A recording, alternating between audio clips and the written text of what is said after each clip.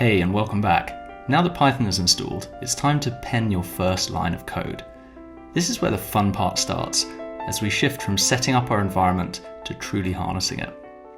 Python is a powerful yet simple programming language, which is why it's so widely used in engineering and scientific fields.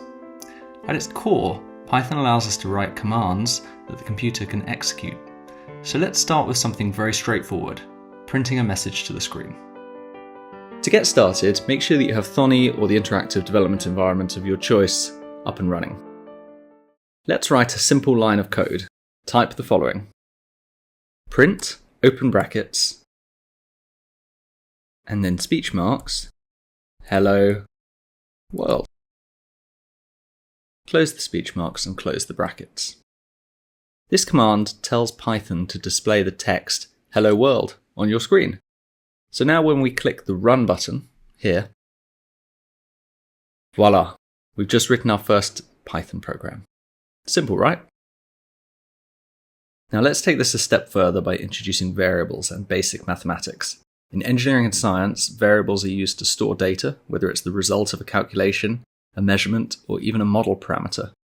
For instance, let's define a variable called x and assign it a value of 10, so we type x equals 10. Now, if you want to see what's stored in x, you can type print x, or we can even, in Thonny, just run this script, and we can see the value appear on the right-hand side in the variables window. Python also handles basic arithmetic operations with ease. You can add, subtract, multiply, or divide values, just as you would on a calculator. For example, we can do y equals x plus 5. When we run this, we can see that y is 15. When working with more complex calculations, it's important to understand the order in which operations are performed. In Python, as in mathematics, this order follows BIDMAS, which stands for brackets, indices, division, multiplication, addition, and subtraction, in that order. So anything in brackets is executed first, anything involving subtraction is executed last. For example, consider this expression: result equals 2 plus 3 multiplied by 4. The multiplication is represented by the asterisk symbol. According to BIDMAS, multiplication is performed before addition, so the result would be 14, not 20, because we do 3 times 4 first, which gives us 12, and then plus 2, which gives us 14. So when we execute this, we'll see that the correct result is 14.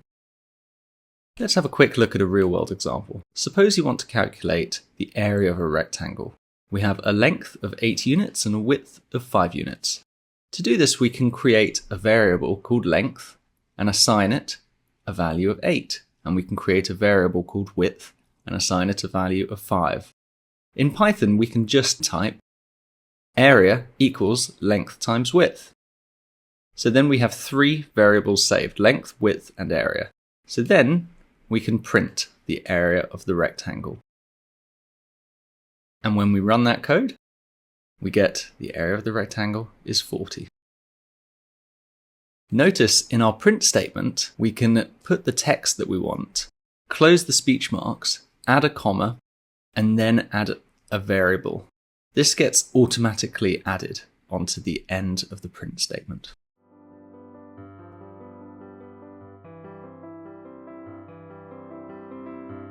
In this lesson, you've boldly begun your journey into Python, writing and running your first script, working with variables, and wielding basic mathematical operations.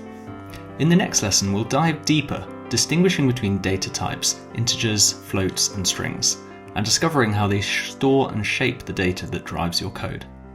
These foundational skills are not just important, they're indispensable as we advance. Keep practicing, keep progressing, and I'll see you in the next lesson.